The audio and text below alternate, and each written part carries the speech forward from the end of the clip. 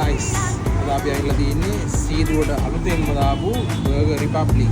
Location එක කලින් design fabric එක දීපදන තමයි ලොකේෂන් එක දෙන්නේ.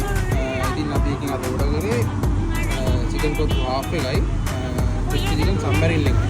ඉතින් අපි try කරලා බලමු කොහොමද කියලා. ඉතින් අලුතෙන්ම තමයි මේ සෙට් එක දාලා දෙන්නේ. බලමු ඉතින් කොහොමද කියලා රස. පෝෂන් එක නම් දීලා දෙනවා හොඳටම.